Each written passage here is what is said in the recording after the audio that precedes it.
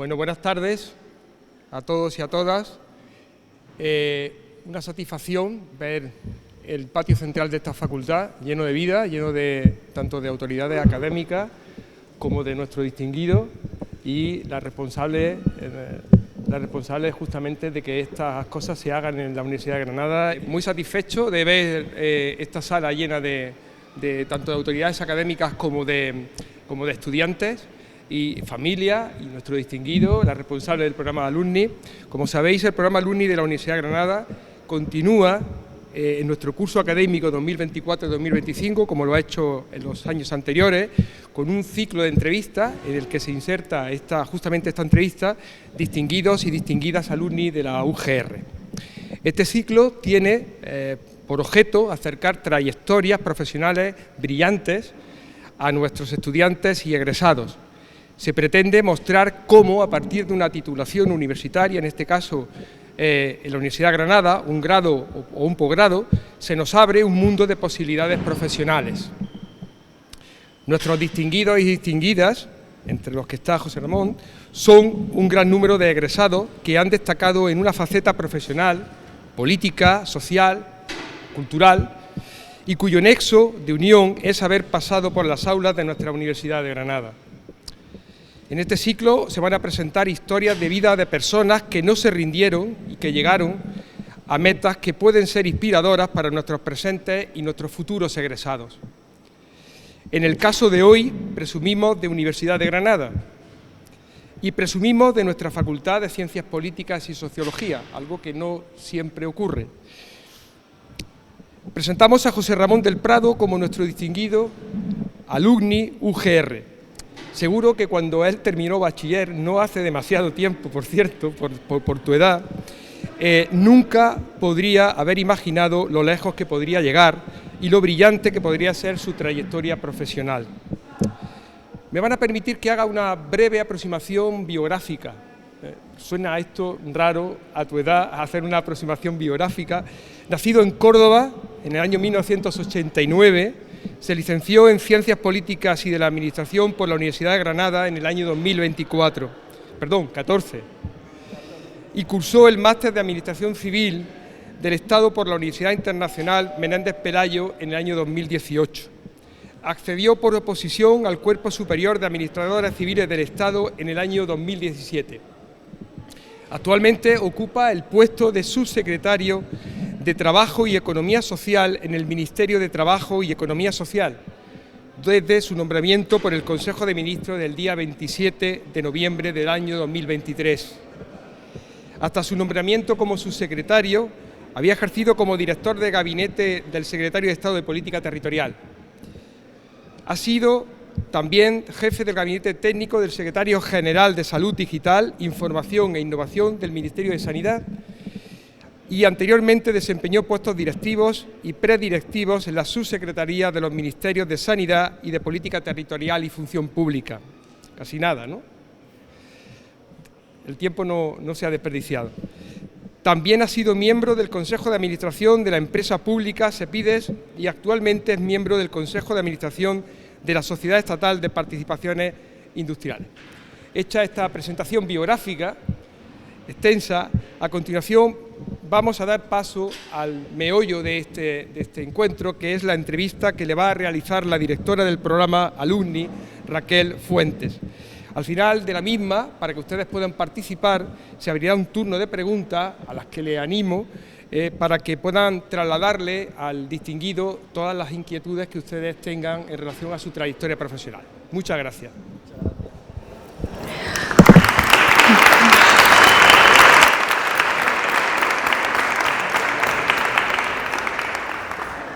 Bueno, yo espero ser suficientemente gritona para que me oigáis todos. La primera pregunta, somos todos tan Universidad de Granada. Queridísimo José Ramón, que ante todo muchísimas gracias por atender a la llamada de tu universidad. Y la primera pregunta es un poquito obligada porque vienes de Córdoba. Es decir, ¿por qué? ¿Por qué elegiste esta Universidad de Granada? Yo vengo de Córdoba y en Córdoba, como sabréis, no existe la titulación de Ciencias Políticas, entonces tenía dos opciones, era o Granada o Sevilla, si me quería quedar en Andalucía. Y tenía buenos amigos que ya habían venido aquí en avanzadilla y que predicaban las bondades de una ciudad como Granada, una ciudad que es integradora, una ciudad que es alegre, una ciudad que está llena de vida y una ciudad que también tiene innegables atractivos desde el punto del ocio, del tiempo libre y también desde el punto de vista académico, ¿no? La Universidad de Granada era un lugar de referencia aquí en Andalucía en la ciencia política. Y bueno, es la decisión que tomé y desde luego no me arrepiento de ella. Bueno, yo no sé, además que muchos sois estudiantes, ¿no? Obviamente de esta superfacultad que vosotros disfrutáis estudiando en ella, pero yo no sé, pero con 18 que uno tenga tan claro que quiere hacer ciencias políticas, eso sí que me llama la atención. Pues yo cuando acabo de 18, pues no sé, estaba Derecho, Medicina, en fin, las 4 o 5 uno se sale un poco, estudia alguna ingeniería, alguna técnica, como en mi caso, pero no, papá, mamá, que me voy de Córdoba porque quiero hacer ciencias políticas. Yo no sé, si es que, a ver, ¿de dónde te viene a ti eso? Primero lo asusté un poco más porque empecé filosofía, lo que pasa que luego lo dejé y ya empecé Entonces ciencia. lo engañaste, primero dije, voy a estudiar filosofía, pues venías con el doble juego. Pero a mí la política siempre me gustó, ¿no? Desde el instituto yo creo que como a muchos y a muchas estudiantes de aquí de la facultad pues siempre han tenido ese gusanillo por la política, sobre todo a esas edades, entendido en un buen sentido, ¿no? Porque no es una edad de interesarse por la política desde el punto de vista del interés, sino de interesarse por la política como un acto de servicio a la ciudadanía, como una herramienta para cambiar las cosas y como una herramienta para transformar la sociedad en un lugar mejor, ¿no? Tenía esa visión romántica de la política que a día de hoy yo creo que sigo manteniendo. Era una perspectiva también un poco idealista quizá, porque cuando uno se plantea estudiar una carrera como política no está pensando evidentemente en salidas laborales que le vayan a generar un nivel de vida cómodo, sino que lo hace pues por compromiso, lo hace porque entiende que es una carrera que lo va a enriquecer y que le va a aportar muchos elementos de juicio para entender mejor el mundo en el que vive y también para poder cambiarlo. Yo creo que ese fue el motivo. Pero también hiciste algo de Derecho. También. Es decir, os engañaron mucho porque había filosofía y letras, había, bueno, y al final... hice la oposición y después de la oposición decidí empezar también Derecho porque me gustó mucho el estudio del Derecho durante la oposición y también es una herramienta muy útil, ¿no? Para el día a día. O lo mismo te gustó la Universidad de Granada, fue eso, lo que también, no quería irte de la universidad. También. Bueno, yo sí, bueno, por seguir con nuestra universidad, ¿qué recuerdas de tu paso por aquí?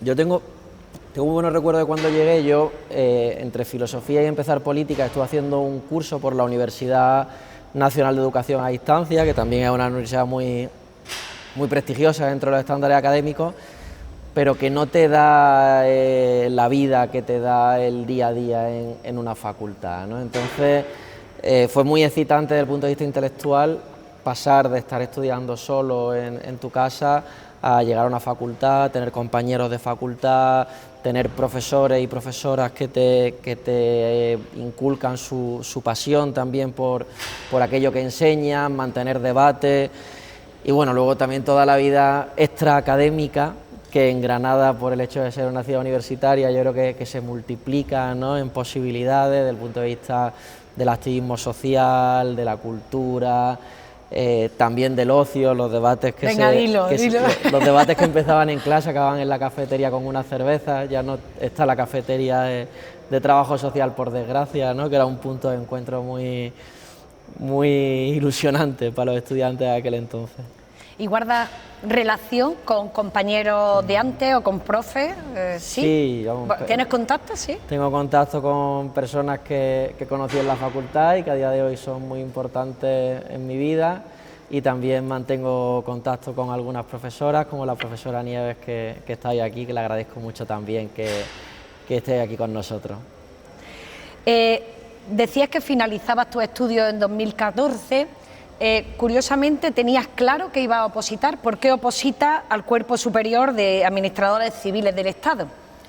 Sí, yo empiezo a madurar la idea de opositar en los últimos años de carrera, ¿no? Que es cuando el idealismo al principio estaba bien, pero bueno, uno también empieza a adquirir conciencia de que es necesario buscarse un un sustento material. Y yo sí tenía mucha vocación de servicio público, no me veía en ese momento trabajando en la empresa privada. El mercado laboral no era tampoco el que ahora, porque todavía veíamos los coletazos de la crisis financiera del 8, y la verdad que era una idea muy atractiva. Yo al final me decanté por opositar a un cuerpo que te ofrece una posibilidad enorme desde el punto de vista del crecimiento personal y profesional.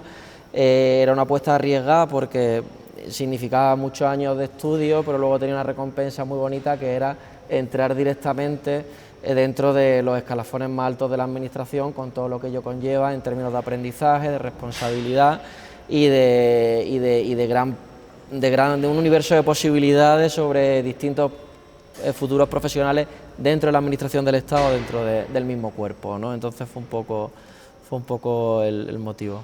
3 años de oposición. 3 años, 2 años, 11 meses y un par de semanas. Por lo visto, lo tiene olvidado. No se olvida y se sigue soñando con ello. Todavía, ¿no? Eso no es muy halagüeño. Bueno, pero luego uno se despierta y tiene el alivio de ver que era una pesadilla. Que acabó bien. Tu currículo es muy extenso. Ya nos decía Santi, el decano, que ha ocupado diferentes cargos hasta llegar al actual, subsecretario de Trabajo y Economía Social en el Ministerio de Trabajo y Economía Social, desde tu nombramiento por el Consejo de Ministros de 27 de noviembre de 2023. ¿Podrías resumirnos tu trayectoria? Sí. Nosotros cuando aprobamos las oposiciones tenemos unos meses de práctica que sirven un poco para familiarizarse con la administración. Yo ese periodo lo pasé en un sitio, yo creo que muy interesante, que es una unidad dentro del Tesoro que se encarga de prevenir el blanqueo de capitales y la financiación del terrorismo. Y fundamentalmente tiene una parte de sanción a una serie de sujetos que no cumplen con aquellas obligaciones para prevenir eso, ¿no? Fundamentalmente bancos, despachos de abogados, a las que la administración le impone una serie de medidas de diligencia debida para evitar que se cometan estos delitos. Estuve ahí un tiempo, luego empecé en puestos de gestión económica y presupuestaria, contratación, presupuestos, etcétera.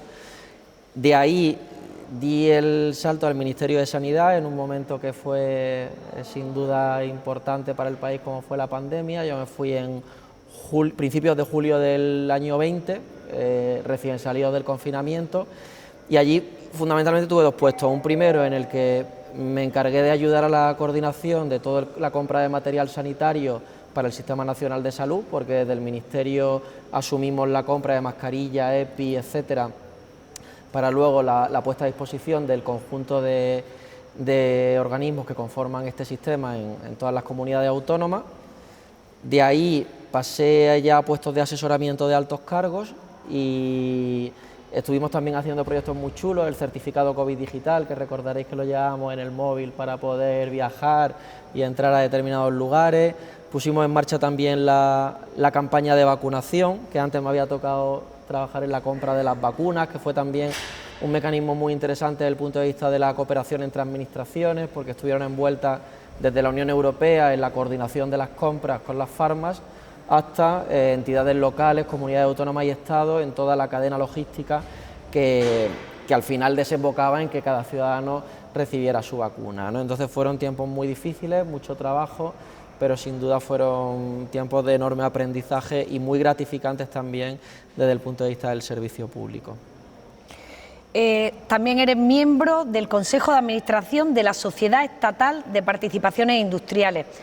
Para los que no nos dedicamos, o no es un argot para todos muy común, exactamente ¿a qué se dedica esta sociedad? Sí, la SEPI es un instrumento muy importante en política económica del Gobierno, porque digamos que es quien controla todas las participaciones que tiene el Estado español en distintas empresas que participan en el mercado de valores, ¿no? Entonces, ¿su función cuál es? Es decir, el Estado tiene estas participaciones y tiene que, por un lado, obtener beneficio económico de ellas, porque también actúa como operador de mercado, pero por otro lado también tiene que sacarle rentabilidad social, es decir, tiene que enfocar que esas participaciones que tiene el Estado contribuyan al interés general. Entonces, gestionamos 2 tipos de empresas fundamentalmente, las mayoritarias, que las conoceréis algunos y algunas seguro, Correos, también es mayoritaria Navantia, que es la encargada de la fabricación de buques, la agencia EFE, que es un elemento fundamental de nuestro sistema de información,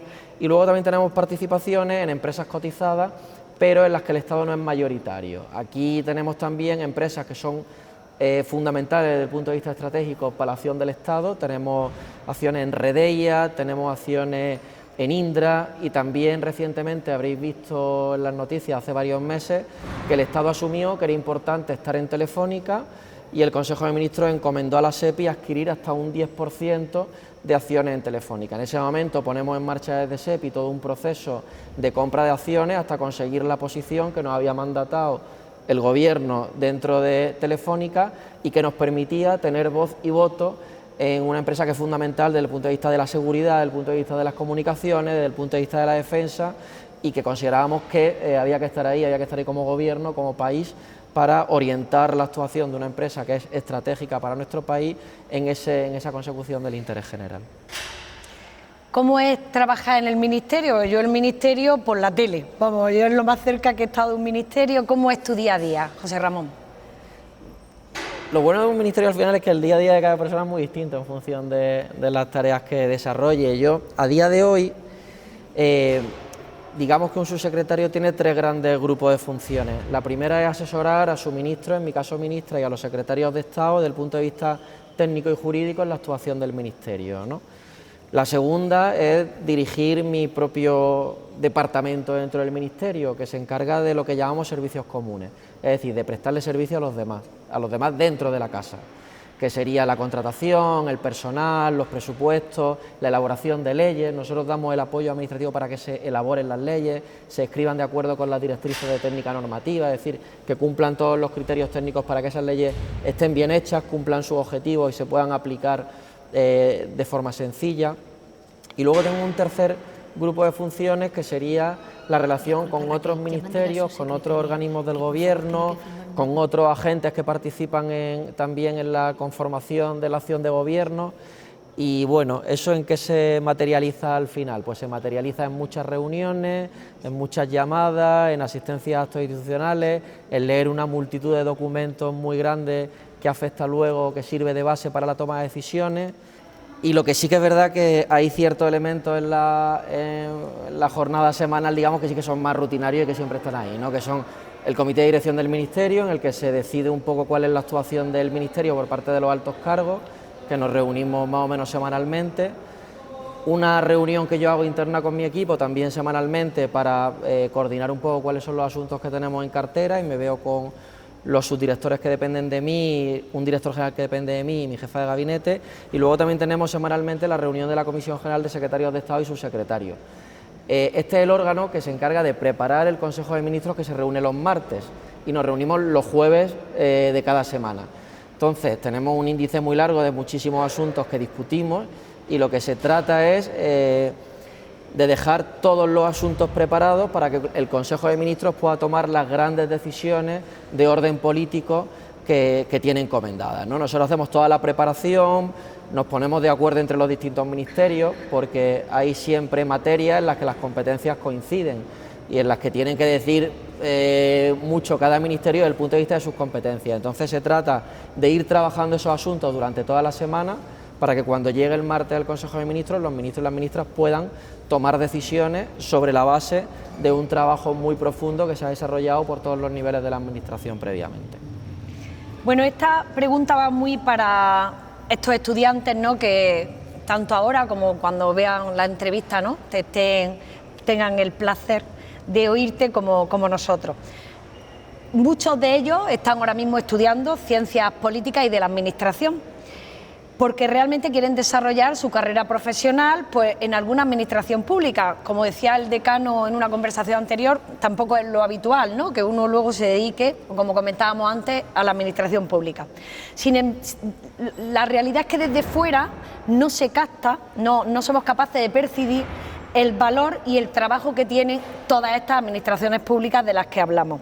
En tus palabras, ¿qué valor tiene para ti como profesional esta administración pública de la que tienes parte?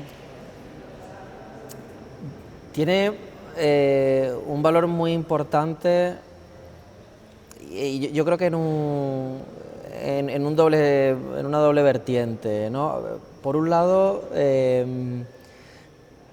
el punto de vista personal es muy gratificante porque te ofrece la posibilidad de dedicarte casi a lo que quieras, ¿no? El Estado tiene muchas competencias y por tanto hay muchos ámbitos a los que vas a poder dedicarte en función simplemente de tus gustos. Vas a tener la libertad de moverte dentro de una administración muy grande según aquello que en ese momento te apasiona, que en ese momento te gusta, y además vas a tener también la posibilidad de ocupar distintos tipos de perfiles. Si quieres un puesto más jurídico, más enfocado a elaborar informes, estar en tu despacho, tener menos relaciones, vas a poder hacerlo. Si quieres tener un puesto más dinámico, con muchas reuniones, con mucha coordinación, con una dimensión internacional, vas a poder hacerlo.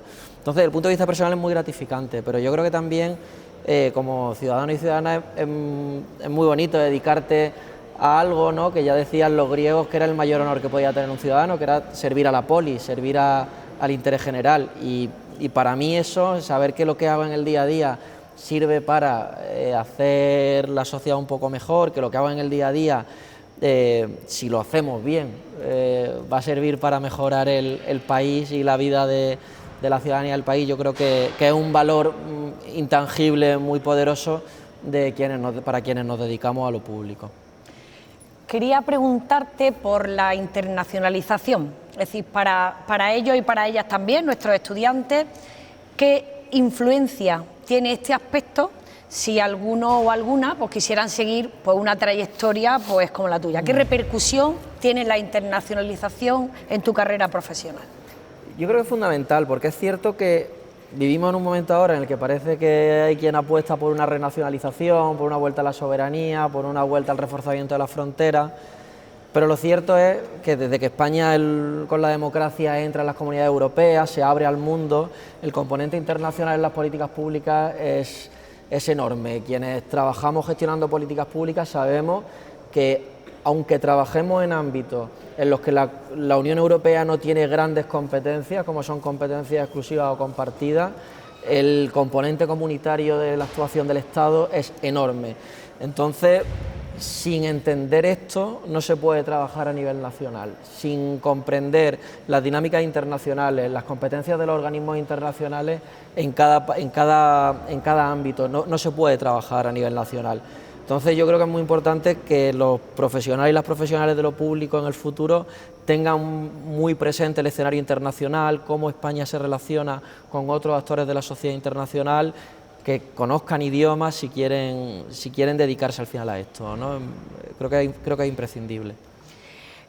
Volviendo un poquito a nuestra Universidad de Granada, ¿qué competencia o qué competencia en singular, no sé si es singular o plural, crees que te dio la Universidad de Granada pues, y que ahora la ves plasmada en tu vida, ¿no? Dices, esto lo adquirí en mi UGR y esto es lo que hago ahora, ¿no?, en mi día a día.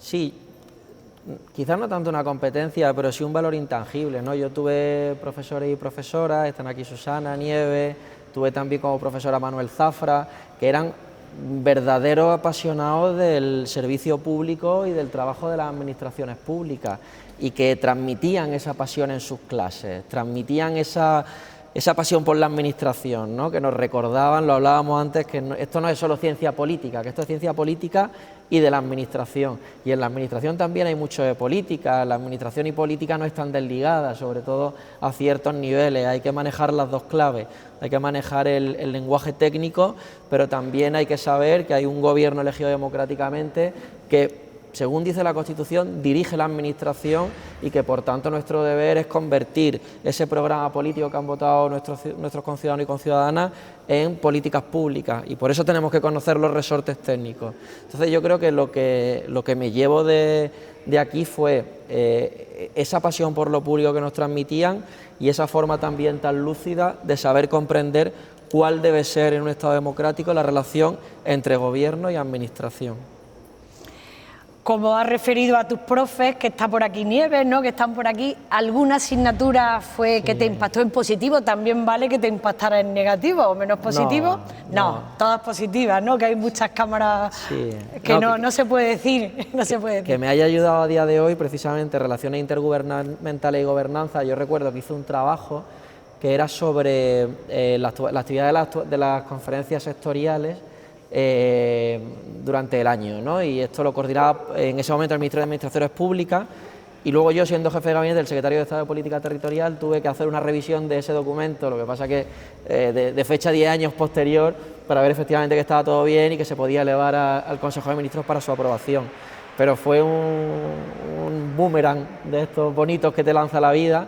Y luego también tuve con Zafra Ciencia de la Administración y Gobierno Local. Y recuerdo que él hablaba de cómo había sido director general de Administración Local, y dio la casualidad que en Política Territorial la Dirección General, que en este momento se llama otra forma, porque siempre tenemos la manía de estar renombrando órganos en la Administración, pero que allí donde Zafra había sido director general, estaba yo trabajando, y aquellas anécdotas que contaba de su vida ministerial las estaba viviendo yo en el mismo sitio, ¿no? Entonces fueron asignaturas que no olvidé, pero porque tampoco mi vida me ha permitido olvidarlas luego, ¿no? Qué bien. Esta pregunta va muy para el decano, para la facultad o para el equipo de gobierno, si quiere o si cabe.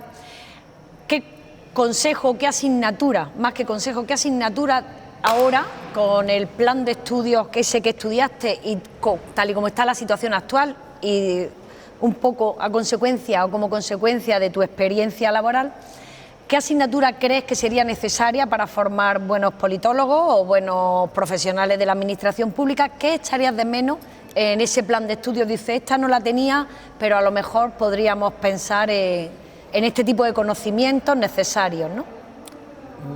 Yo creo que el que lo hacemos muy bien. Sí, yo creo que el plan de estudios era muy bueno. Imagino que seguirá siendo igual de bueno, a pesar de que se tuvo que recortar en un año. Yo era de licenciatura, pero imagino que la optatividad pues habrá reconducido. Yo creo que el plan de estudios era muy bueno, y que lo único es traer aquí también voces de otras administraciones para que otras administraciones se enriquezcan también con el talento que sale de lo que en Madrid llaman provincias, ¿no? Que muchas veces pues en la Administración General del Estado hay mucho acento madrileño, no hay tanto acento andaluz, no hay tanto acento catalán, ¿no? Y es bueno que, al igual que esto que se hace mucho en las universidades de Madrid, que es que vayan profesionales de la Administración del Estado a contar cuáles son las opciones, que también se haga aquí. Pero bueno, también me consta que es un compromiso que tiene la facultad y que se hace, entonces seguir haciendo ese trabajo. Yo realmente no creo que mis aportaciones pudieran mejorar mucho el plan de estudios que se hace aquí. Bueno, seguro que sí, si buscamos, seguro que sí. Para ellas, ¿no? Para nuestras estudiantes, para nuestras egresadas, en la universidad efectivamente se lucha incansablemente, y creo que se hace bastante bien, es una opinión particular, empoderar, si queremos llamarlo así, y que la mujer pues entre y ocupe puestos de todo tipo en investigación, responsables de IP, de grupos de investigación, gestión, absolutamente en todos los roles que de la misma manera estamos acostumbradas que desempeñe históricamente el hombre, ¿no? En tu campo, efectivamente, sí que vemos políticas que son mujeres, vemos hombres, pero no todas ellas han estudiado política. Entonces, hablando de la facultad, hablando de la titulación, ¿cómo ves en tu carrera el papel de la mujer? ¿No cuesta ningún trabajo llegar? ¿El techo de cristal está roto? ¿Queda algo por romper, por camino por recorrer? Yo creo que se están dando pasos, pero que todavía queda muchísimo trabajo por hacer. Hay datos que sí que invitan al optimismo. Las oposiciones a los cuerpos superiores cada vez están más feminizadas en las tasas de éxito, es decir, en quienes aprueban la oposición. Cada vez el porcentaje de mujeres que aprueba oposiciones a cuerpos superiores, que son las que luego nutren las posiciones directivas en la administración, son más altos, pero son más altos superando a los varones, a pesar de que presentarse el momento en el que se presenta uno a la oposición, los valores estén equilibrados. Entonces yo creo que está habiendo una muy fuerte feminización de la alta función pública que redundará en que esto vaya poco a poco mejorando. Y también hay un compromiso social y político. En 2024 aprobábamos la ley de paridad, que obliga a las administraciones y también a otros operadores a que en sus órganos de dirección haya una paridad de hombres y mujeres, ¿no? Porque está visto que esto no se le puede dejar solo a la propia dinámica social, sino que también desde las instituciones hay que tomar medidas que nos señalen el camino y que nos digan por dónde hay que ir. Bien, yo como última pregunta, porque seguro que del público sale alguna más que quieran hacerte, yo mi última pregunta sería para aquellos chicos, aquellas chicas que tienen su sueño profesional, que pueden de alguna manera pueden verse reflejado en ti, ese sueño, o incluso para los que están muy indecisos y tienen ahora una vertiente, un abanico amplio y dicen no tengo ni idea dónde quiero terminar. Si tiene algún consejo, o 5 o 3, o algo que decirles, bueno, pues eso es lo que querríamos que nos contara. Sí, bueno, hablando de lo que yo conozco al final, ¿no? Que son el mundo de las oposiciones, además también fui preparador durante un tiempo. Es importante, todos lo sabemos, el esfuerzo, la dedicación, la disciplina. También es importante en un momento dado tener un poco de suerte. Yo conozco gente brillante que por desgracia se ha quedado por el camino, no es lo habitual.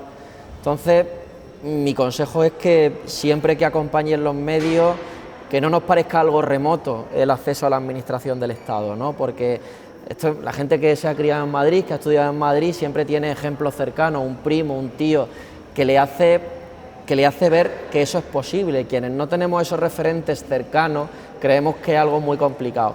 No obstante, yo sí que creo que ese esfuerzo, esa ilusión y esa disciplina, que la hay en la mayoría de quien se plantea un reto de este tipo, tiene que ser correspondida desde las instituciones para remover sesgos muy importantes que hay a día de hoy, como son fundamentalmente un sesgo económico muy fuerte en la entrada en la alta administración y también un sesgo territorial. También aquí yo creo que se están haciendo cosas buenas.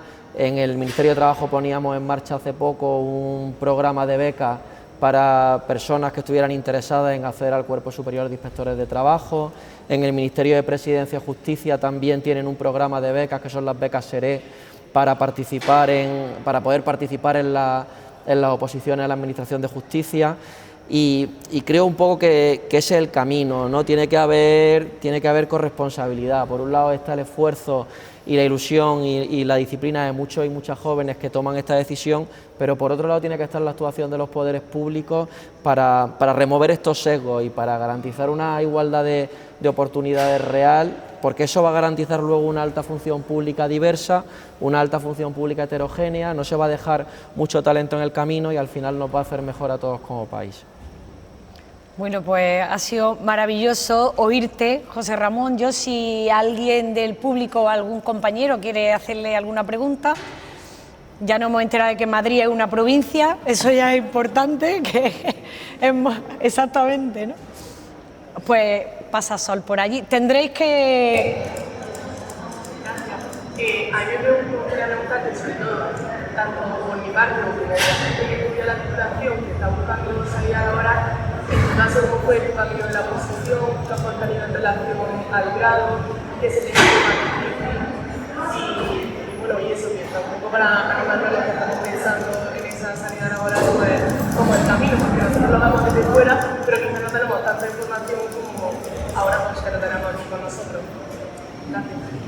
Muchas gracias por la pregunta.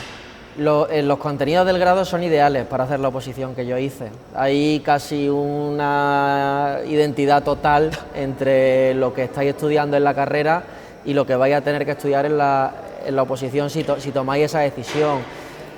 Hay unas partes más áridas, que son el derecho administrativo, la ley de contratos, la ley de subvenciones, pero luego hay partes muy bonitas en las que estudian también mucha ciencia política, mucha sociología. Yo diría que nuestra titulación es de las más indicadas para esta oposición. ¿Qué se me hizo difícil? No digas nada, que nos va a deprimir a todos. Que no nos diga nada, ¿no? Yo creo que lo que se me hizo más difícil, yo estudié la oposición desde aquí por medios telemáticos y luego me fui unos meses a estudiar allí el último ejercicio y allí conviví con compañeros de la oposición con los que después de estudiar muchas horas nos íbamos a tomar una caña, compartíamos inquietudes yo creo que si hubiera tenido ese acompañamiento de compañeros y compañeras desde el principio se me hubiera hecho más sencillo, porque lo que más difícil se me hacía era no conocer a nadie en mi entorno que lo hubiera conseguido y verlo como algo muy difícil. Cuando conoces gente de tu entorno que a lo mejor tú suspendes un año pero ellos aprueban al siguiente, yo creo que eso te da mucho ánimo y te da mucha esperanza. Eso es un poco refiriéndote también a lo que has dicho antes, ¿no? El sesgo que decíamos territorial y económico, ¿no? Que hace que estudies desde aquí, desde casa y no que estés... Eso habrá que trabajarlo. ¿Quién más por allí? Pues da igual. Sol, ¿dónde estás? Sol, allí. Ah, y tú también, pues allí.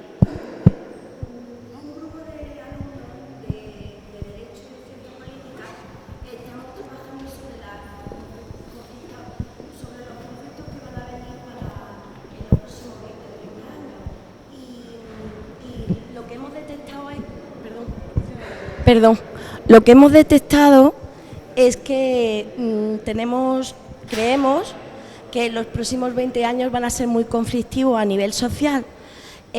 ¿Para cuándo un anteproyecto de ley de huelga? Un anteproyecto de ley de huelga. Un anteproyecto de ley de huelga.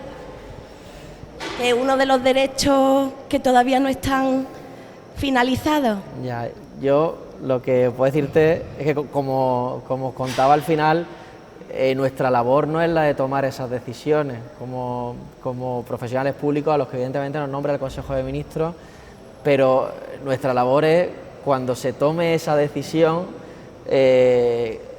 dotar de todas las garantías para que esa ley, cuando se apruebe, salga lo mejor posible. Pero me temo que no me corresponde a mí decir, no tengo el poder tampoco de decidirlo, entonces sería muy aventurado que yo dijera algo cuando no es algo que entre dentro de mi capacidad de decisión. Claro. Se lo hemos pedido al presidente, ¿eh? Se lo hemos pedido al presidente y se lo hemos pedido a su ministro. Pues ahí, ese es el camino. Ese es el camino. Ese es el camino. ¿Su visión que podría salir próximamente? No lo sé, no tengo esa información, lo siento.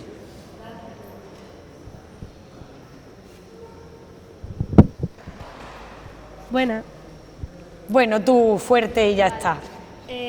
Yo quería preguntar, como alumna de último curso, de cuarto, acerca de qué tipo de máster elegiste para enfocarte en este ámbito y si crees que verdaderamente el máster enfocado a la oposición es válido o simplemente complementario, sobre todo para la hora de buscar empleo o a la hora de ejercer ya la profesión.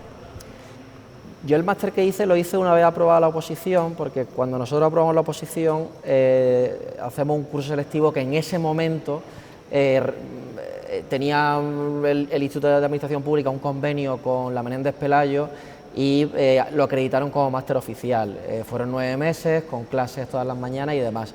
Entonces al final eran contenidos muy prácticos que nos impartían tanto profesores que venían de la academia como funcionarios públicos que trabajaban en distintos ámbitos y nos daban ese contenido ya más práctico porque se presuponía que la parte teórica la teníamos ya más o menos satisfecha. No hice ningún máster, terminé la licenciatura y me puse a opositar.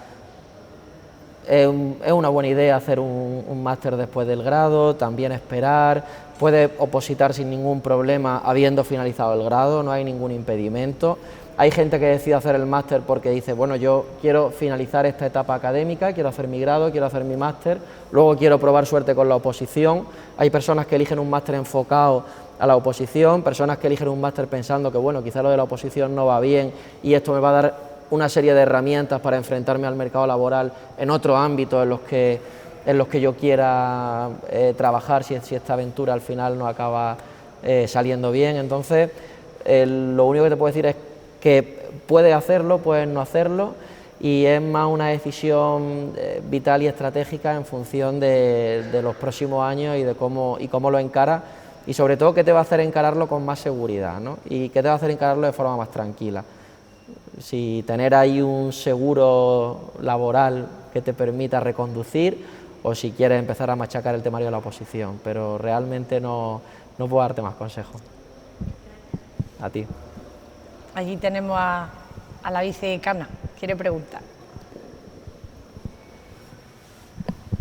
Buenos días.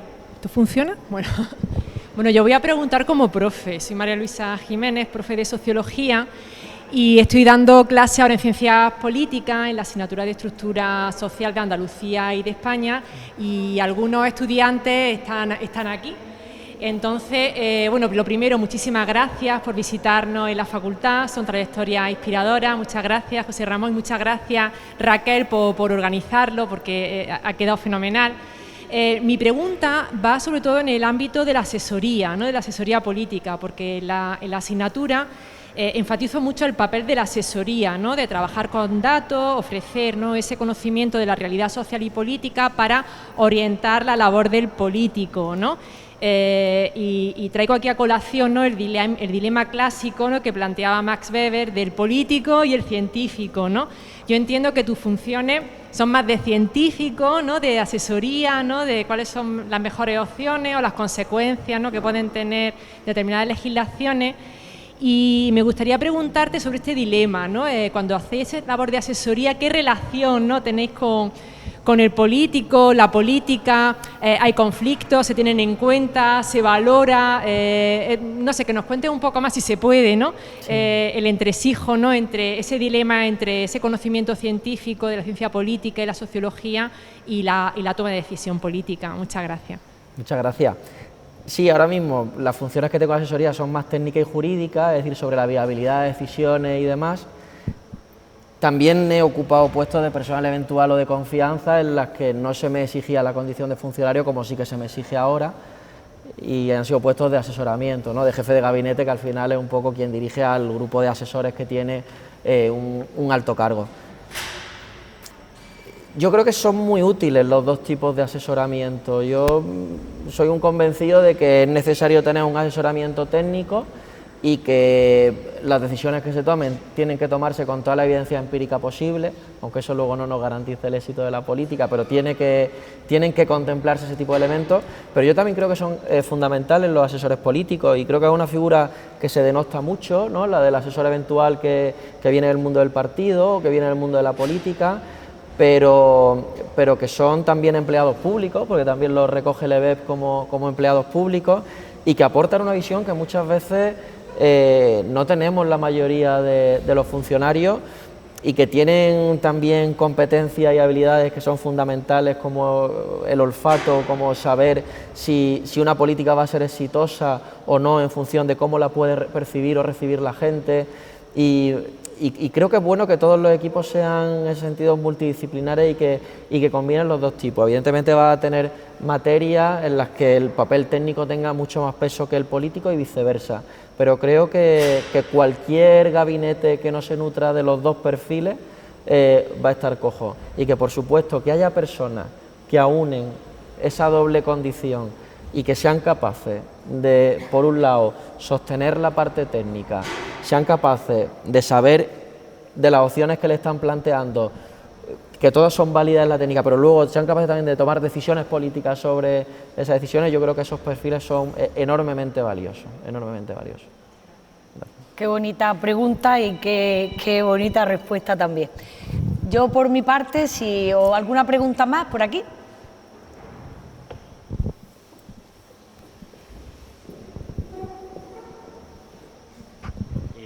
Sí, yo quería preguntarte porque antes hemos... la profesora Nieves Sanigé me da clase en primero de Derecho y Política, y a principios del cuatrimestre nos enseñó lo que era el CG6. Entonces, yo, aunque sí que es verdad que la profesora Nieves tiene mucho conocimiento sobre cómo funciona, sí, podría contarnos brevemente cómo funciona el CG6 o cómo es tu día a día. Sí, la reunión es los jueves, pero hay equipos en cada ministerio que se están dedicando durante toda la semana a preparar esa reunión y a preparar también el posterior Consejo de Ministros. Entonces, cada ministerio va proponiendo aquellos asuntos que es obligación conocer el Consejo de Ministros y los va preparando y los va presentando a través de una aplicación informática para que el conjunto de ministerios tenga acceso y pueda leerlo, estudiarlo, observarlo en caso de que les afecte competencialmente y quieran decir algo. Entonces se van produciendo negociaciones a nivel técnico dentro de los ministerios, entre los ministerios a los que afecta una medida. Cuando se ha producido ese trabajo, llegan a la reunión de la CG6, llegamos a la reunión de la CG6 y allí se van exponiendo todos los temas que forman parte del orden del día. Y ahí hay una serie de asuntos que por su trascendencia política se consideran que deben ser analizados en mayor profundidad en el Consejo de Ministros, y luego hay otros asuntos que son más de trámite que se consideran que no deben ser objeto de tanta atención, ¿no? Entonces se va trabajando durante toda la semana a todos los niveles por parte de personas especializadas en ese ámbito para que los debates estén lo más ordenados posible, lo más pacificados posible, y para garantizar que las normas y acuerdos que se adopten por el Consejo de Ministros tengan todas las garantías jurídicas, de viabilidad, etcétera. Esa es un poco la rutina. ¿A mí en qué me afecta sobre todo? Pues cuando se están elaborando los índices tengo que estar pendiente, tengo que despacharlos con mi equipo, luego tengo que ir a la reunión, tenemos que exponerlos a aquellos asuntos que nos afectan, seguir negociando algunas de las veces y ya garantizar que cuando se aprueben el martes en el Consejo de Ministros sean lo mejor posible desde el punto de vista técnico y desde el punto de vista de su aplicabilidad posterior. Qué bien. Sí. Hola, buenas tardes. Bueno, yo en primer lugar quería agradecer a la Universidad de Granada la oportunidad que nos da a las distintas facultades y a los distintos centros de poder volver a traer a nuestros antiguos egresados y egresadas a este tipo de actos, y especialmente a Raquel Fuentes por el esfuerzo y la ilusión con que trabaja para que este programa de alumni distinguidos tenga el éxito que tiene. En segundo lugar, quiero agradecer a José Ramón pues su visita, su disponibilidad, y a la facultad y al equipo de gobierno el que haya propuesto como alumni distinguido, que te haya propuesto como alumni distinguido. Para mí es un día y un momento muy emocionante, muy emotivo, y estoy como muy feliz, muy satisfecha de verte aquí y de que nuestro primer alumni distinguido en la facultad pues seas tú, ¿no? Que representa, y lo vienes demostrando a lo largo de tu intervención, que el que estemos en la administración, el que se estudie en la administración es estudiar la política, que hay una interacción continua entre política y administración y que es imposible separarlos, ¿no? Cuando dices, yo estoy estudiando ciencias políticas, yo suelo decir, y de la administración, porque si no conoces la administración difícilmente puedes trabajar la política. Agradecerte cómo has visibilizado a todos los que estamos aquí presentes la labor de la Administración General del Estado y la necesidad de contar con egresados y egresadas con vocación de servicio público que pueden salir de muchos centros, de muchas facultades, pero también, y creo que con un valor añadido, de la Facultad de Ciencias Políticas y Sociología. Que ha habido, yo creo que ya no es así, pero que hubo un tiempo al principio que parecía que los que podían opositar a la Administración General del Estado y al cuerpo concreto al que tú opositas tenían que venir de Derecho, y sin menospreciar en ningún momento a los graduados y a la formación que se da en Derecho, pues como tú has dicho, el temario de las oposiciones pues está muy vinculado, porque es muy interdisciplinar, y lo mismo tenemos una parte de ciencia política, una parte de sociología, una parte de relaciones internacionales. Es decir, que al final nuestra titulación, con ese carácter tan interdisciplinar, pues es dota al estudiante y a nuestros egresados y egresadas con una formación muy adecuada para prepararse a esa oposición y tener éxito en la misma, ¿no? Y después, ya por último, y para finalizar mi intervención, pues también agradecer esa visibilización, ¿no? Ya de manera un poco egoísta, porque la asignatura de Administraciones Públicas en España, que cuesta tanto trabajo, sí, que está en primero, que resulta muy árida, y para mí es fundamental todo este tipo de actos que visibilicen la importancia de las administraciones públicas, su vinculación con la política pública, con la ciencia política, y el gran valor añadido que tiene que nuestros titulados ocupen cargos en esas administraciones, tanto del Estado como de las comunidades autónomas, como de las entidades locales, ¿no? Creo que ahí hay un plus, y me ha gustado mucho tu intervención en relación con el sesgo territorial, que creo que es un reto que nos tenemos que plantear. Y muchísimas gracias. Muchas gracias a ti, Nieves.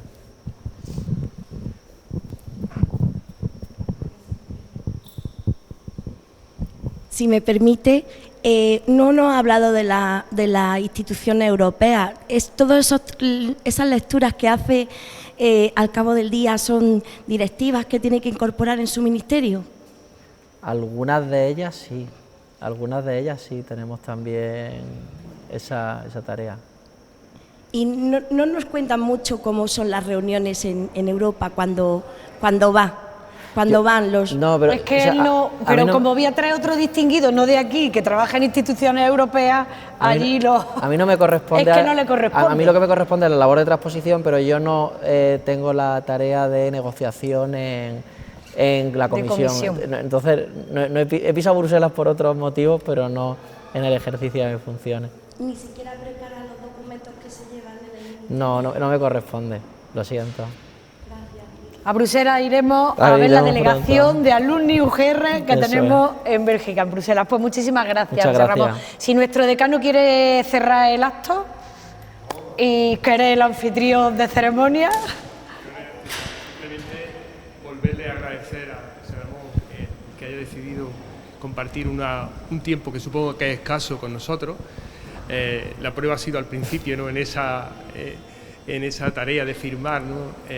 Para mí es muy satisfactorio ver que, justamente como decía esta mañana en el rectorado, ver que de esta facultad sale gente tan valiosa como tú, haberla visto cuando erais más pequeños, entre comillas, y cómo habéis sido capaces de orientar vuestro desarrollo profesional hasta llegar al punto de convertiros, en tu caso, en su secretario de Estado, ¿no? O sea que muy satisfecho por la facultad y, como te dijo esta mañana el rector, tú no vienes con 20.000 euros para crear una cátedra, pero seguramente nos das la posibilidad de tener un interlocutor al que ocasionalmente nos dirigiremos para pedirte algún tipo que otro de mediación, ¿no? Lo que necesites. Muchísimas gracias, y a ti, Raquel, por contar con nosotros para traer aquí a Alumni. Gracias, decano. Gracias.